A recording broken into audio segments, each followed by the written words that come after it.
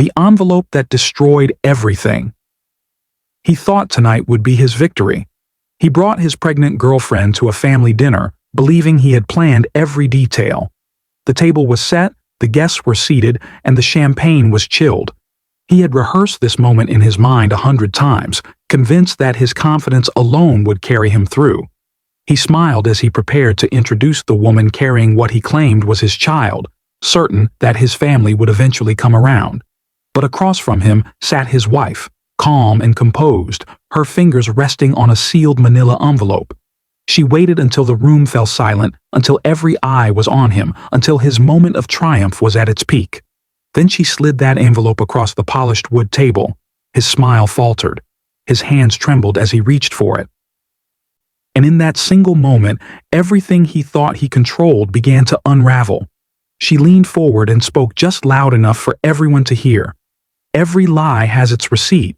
By the end of this dinner, one man's entire life, his business, his reputation, his family, would collapse in front of everyone. But what was inside that envelope would drag the whole Carver legacy into scandal. Tonight we're going to walk through every calculated move, every hidden document, every moment of that fateful evening. We're going to examine the questions that keep people awake at night. Why did he bring his mistress to dinner? What did the wife discover that was so damaging? How deep did the deception go? And who was the unborn child's real father? Tonight wasn't just a confession. It wasn't just about infidelity or broken vows. This was an exposure, a systematic dismantling of a man who had built his entire existence on carefully constructed lies. This was a reckoning that had been months, perhaps years, in the making. And by the time the last guest left that dining room, nothing would ever be the same for anyone who witnessed it. Let's go back to where this all started. Let's talk about Grant Carver. On paper, Grant was everything you'd expect from a successful American businessman. He was a respected real estate developer who had built a portfolio of commercial properties across 3 states. People described him as charming, disciplined, the kind of man who remembered your name and asked about your family. His public image was polished to perfection. He drove the right car, wore the right watch, belonged to the right clubs. He donated to local charities and showed up at community events with a smile that photographers loved to capture. But behind that carefully maintained facade, Grant Carver was running a very different operation. He had accounts his wife didn't know about. He had business deals structured in ways that raised questions among anyone who looked closely enough. He had learned early in his career that appearances mattered more than reality, that confidence could cover a multitude of secrets, and that most people would rather believe a comfortable lie than confront an uncomfortable truth. Then there was Rebecca Carver, his wife of 12 years. Rebecca was the kind of woman people often underestimated. She was quiet at social gatherings, preferring to observe rather than dominate conversations. She was intelligent in a way that didn't announce itself, the kind of intelligence that absorbed details and made connections while others were still forming opinions. She had worked as a financial analyst before their marriage, a detail that Grant had somehow forgotten mattered. She understood numbers, patterns, inconsistencies. She knew how to read documents that most people would skim over. And most importantly, Rebecca stayed calm under pressure.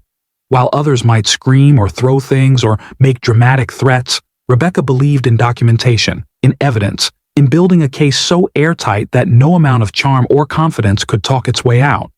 She had learned patience from her father, who had been an attorney, and she had learned thoroughness from her mother, who had been a librarian. These weren't flashy skills, but they were devastatingly effective in the right circumstances. And then there was Ariel. She was younger than Rebecca by almost 15 years, working as a marketing coordinator at one of Grant's development firms. Ariel was hopeful in the way that people are when they haven't yet learned that hope alone won't protect you from being used. She believed Grant when he said his marriage was essentially over, that he and Rebecca lived separate lives, that divorce was imminent but complicated by business entanglements. She believed him when he said she was different from anyone he'd ever known, that she understood him in ways his wife never had, that together they would build something real once he could untangle himself from his current situation.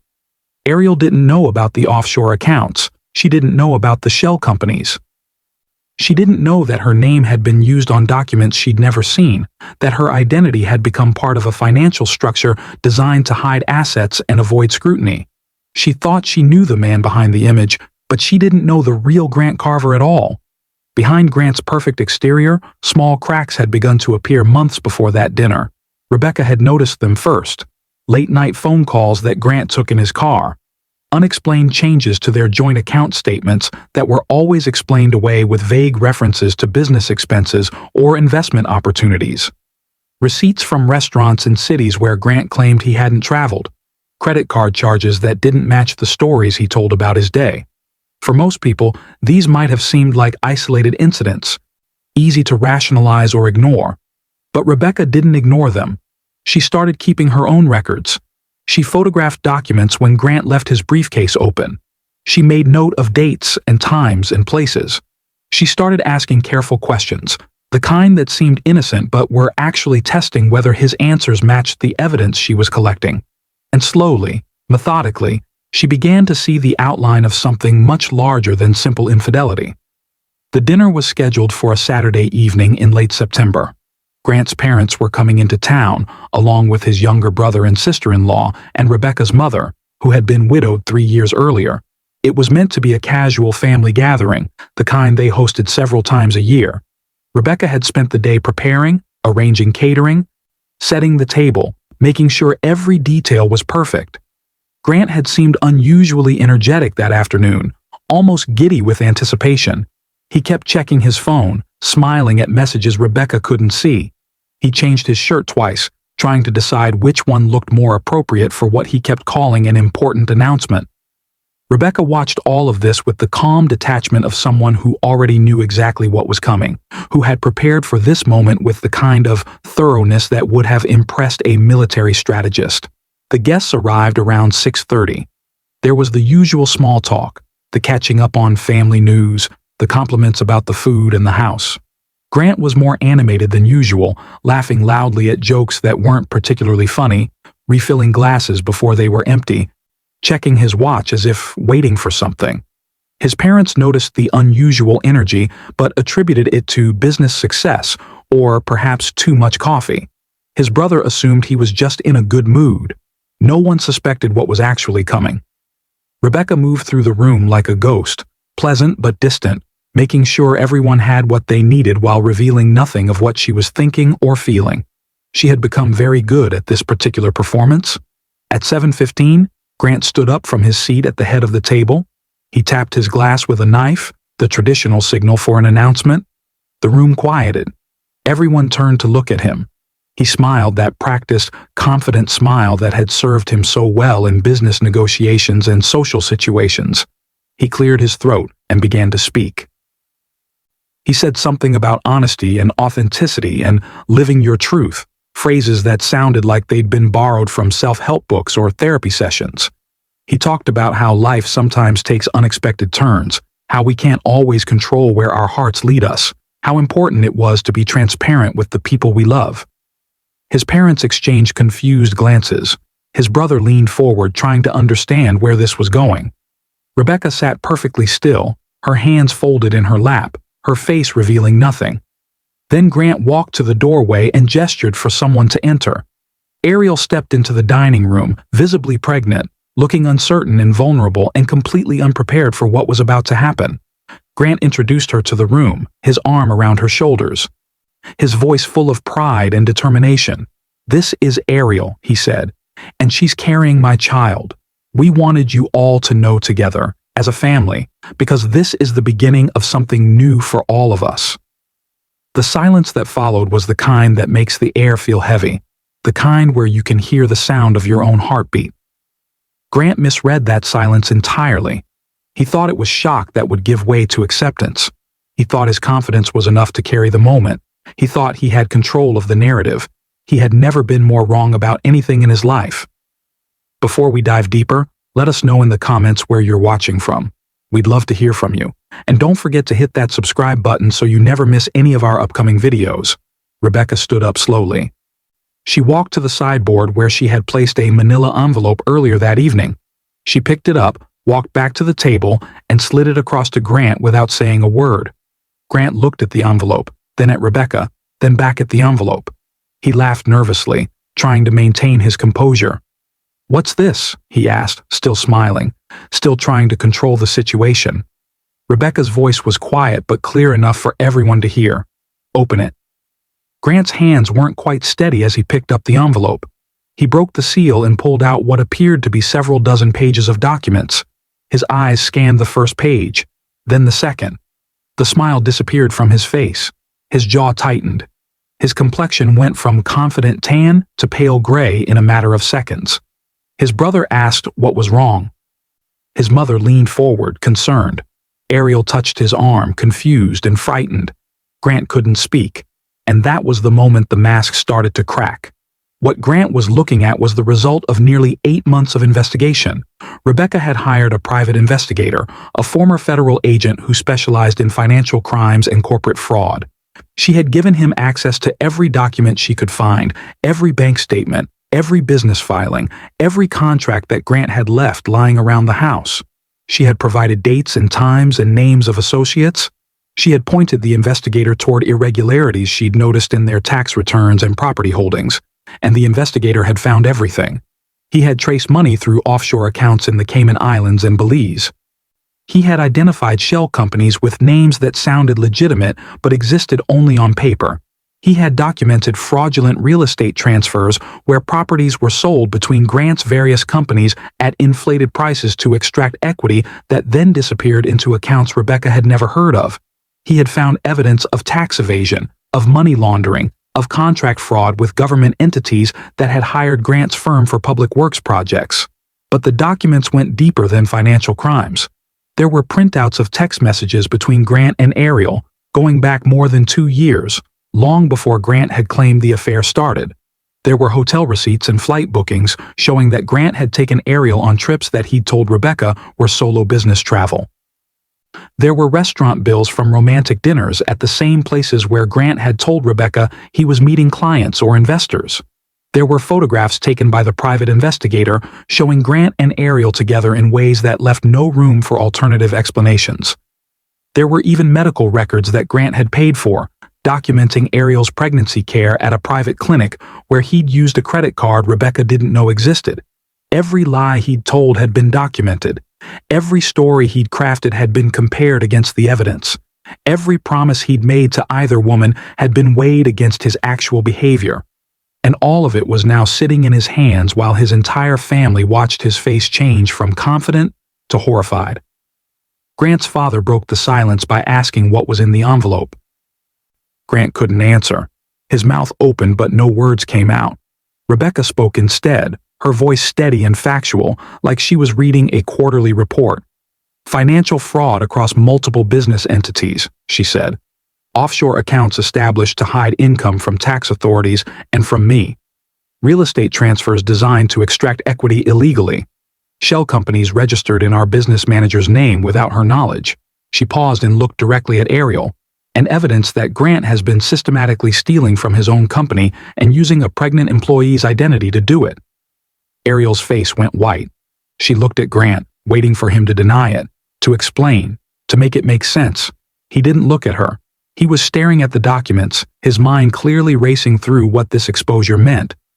What would happen next? Who else might see these papers? His brother stood up and walked around the table, taking the documents from Grant's hands. He started reading through them, his expression growing darker with each page. Rebecca wasn't done.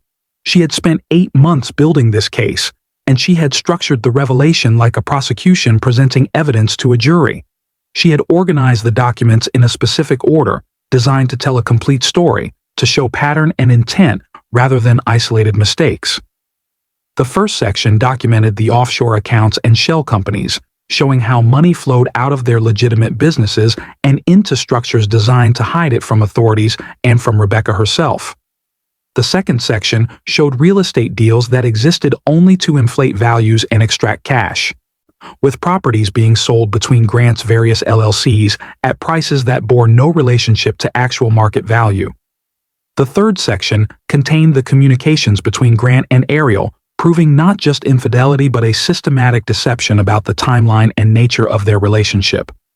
The fourth section showed how Grant had used Ariel's identity, her social security number, and personal information to establish accounts and sign documents that she knew nothing about, making her an unwitting accomplice to potential financial crimes. And the fifth section contained something that would prove even more devastating than everything that had come before. She dated occasionally, always cautious, always watching for the warning signs she'd learned to recognize. Friends asked if she regretted the way she'd handled the exposure, if she wished she'd been less public about it, if the drama and spectacle had been necessary. She always said the same thing. Grant built his life on being seen, on performance, on controlling how people perceived him. The only way to truly hold him accountable was to expose him in the same arena where he'd constructed his false identity. Private consequences wouldn't have meant anything to a man like that. He needed to face the judgment of everyone who'd believed in him. That was the only currency he actually valued. Was justice served that night at the dinner table, or did everyone lose something irreplaceable? Grant lost everything material and social, but some would argue he simply faced the consequences of his own choices.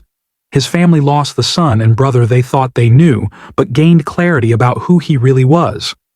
Ariel lost a relationship she'd believed in, but escaped deeper involvement with someone who was using her. Rebecca lost a marriage, but freed herself from a partnership built on lies. The family legacy was damaged, but perhaps saved from even worse revelations down the road. There's no clean way to measure whether justice was truly done, because justice in personal matters is always complicated by emotion and history and competing needs. What's clear is that deception, especially sustained deception over years, creates damage that extends far beyond the original lies. It corrupts relationships, destroys trust, and eventually collapses under its own weight. Grant Carver learned this lesson in the most public and painful way possible, sitting at a dinner table surrounded by his family, watching every carefully constructed lie get systematically dismantled by the one person who had loved him enough to pay attention. So what would you have done if you were in Rebecca's place? Would you have confronted him earlier, the moment you suspected something was wrong? Would you have gathered evidence privately and filed for divorce without the family confrontation? Or would you have waited, just as she did, building an airtight case and then exposing everything in the most public way possible? There's no right answer to that question. Every relationship and every betrayal is different, with its own history and context and emotional weight. Some people need closure through confrontation. Some need distance and privacy. Some need the validation of witnesses, the acknowledgement from others that what they experienced was real and wrong. Rebecca needed the exposure, the public accounting, the moment when everyone who had believed in Grant's performance saw the truth simultaneously.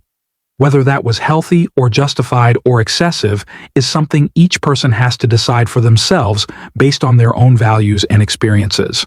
And if you think this story was shocking, wait until you hear about the man who laughed while signing his divorce papers, confident he'd hidden enough assets to emerge wealthy while his wife got nothing, until the judge exposed him in open court with evidence even more damaging than anything Rebecca had compiled.